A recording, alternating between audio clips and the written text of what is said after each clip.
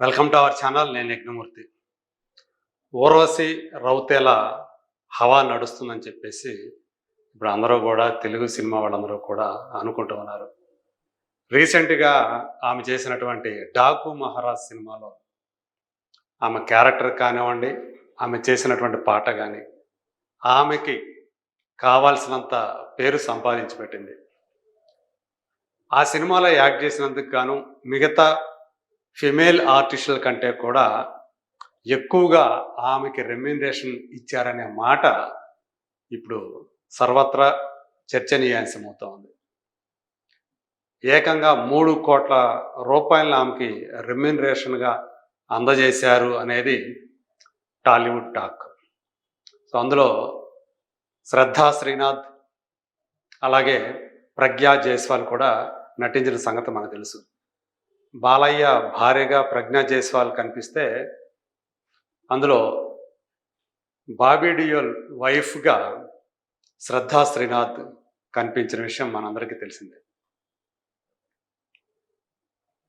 మొత్తానికి అంటే ఆ 'దబిడి దిబిడి' సాంగ్ ఏదైతే ఉందో, ఆ పాట రిలీజ్ అయినప్పుడు దాని మీద ట్రోలింగ్ జరిగింది. ఆ పాట కొంచెం అభ్యంతరకరంగా ఉంది. మూవ్‌మెంట్స్ కొన్ని ఆ శేఖర్ మాస్టర్ చేయించినటువంటి కొరియోగ్రఫీ కొంచెం అభ్యంతరకరంగా ఉంది అనేటువంటి మాటలు ఎక్కువగా వినిపించాయి. సినిమా రిలీజ్ అయిన తర్వాత సినిమాలో చూసినప్పుడు అవి పెద్ద అబ్జెక్షనబుల్ అని అనిపించలేదు. ఆ పాటలో, ఆ ఫ్లోలో అవి కొట్టుకుపోయాయి. సో, ఇప్పుడు ఇదంతా ఎందుకు చెప్తున్నామంటే, అందులో ఎస్ఐ జానకిగా 'డాకు మహారాజు'లో ఎస్ఐ జానకిగా నటించి మెప్పించినటువంటి ఊర్వశి ఇప్పుడు తారక్ తోటి నటించేటువంటి ఛాన్స్ కొట్టేసింది అని వినిపిస్తూ ఉంది. అది అల్లాటప్పా సినిమా కాదు.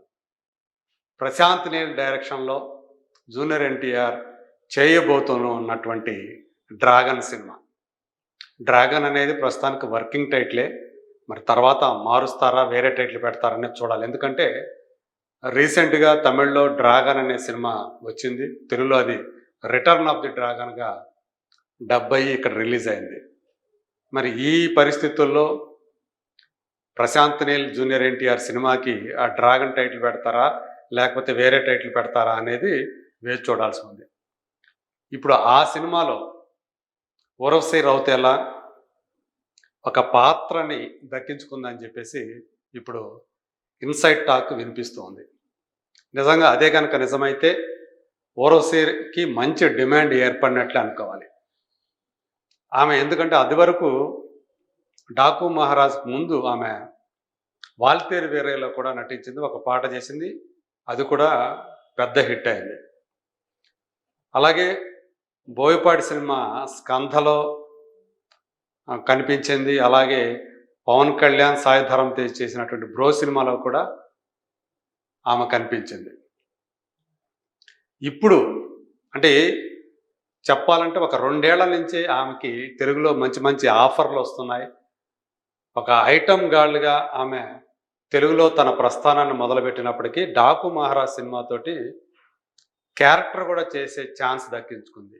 ఇప్పుడు అదే ఆ సినిమాలో ఊర్వశి రౌతేల కనిపించినటువంటి తీరు, ఆమె స్క్రీన్ ప్రెజెన్సు నచ్చటం వల్లే ప్రశాంత్ నీల్ ఇప్పుడు 'డ్రాగన్' సినిమాలో ఆమెని తీసుకున్నాడని చెప్పేసి వినిపిస్తూ ఉంది.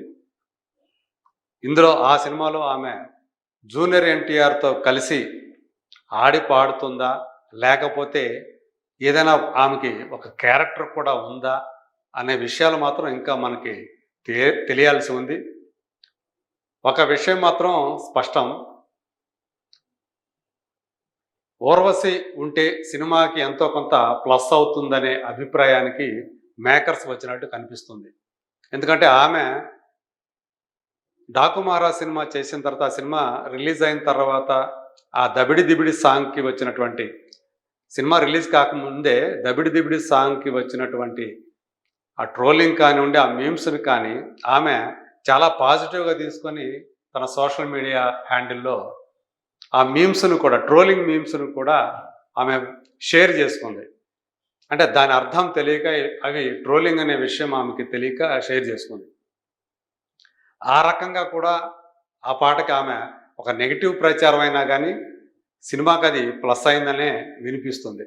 అలా ట్రోలర్స్‌కి, మీమర్స్‌కి మంచి పని కల్పించే ఊర్వశి తమ సినిమాలో ఉంటే సినిమాకి ఎంతో కొంత ప్రచారం వస్తుంది.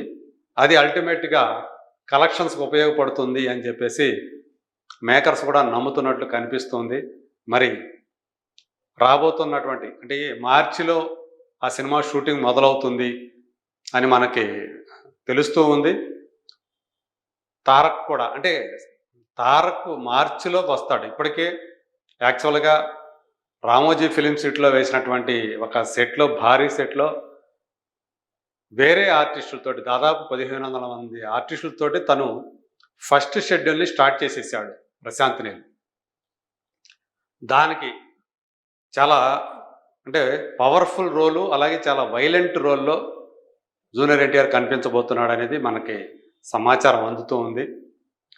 ఒక విధ్వంసం, డిస్ట్రక్షన్ టెరిటరీలో ఆ షూటింగ్ అనేది జరుగుతుంది. అంటే లొకేషన్ అనేది అలా ఉంటుంది సినిమాలో. మరి దాంట్లోకి మార్చిలో జూనియర్ ఎన్టీఆర్ ఎంట్రీ ఇవ్వనున్నట్టు సమాచారం.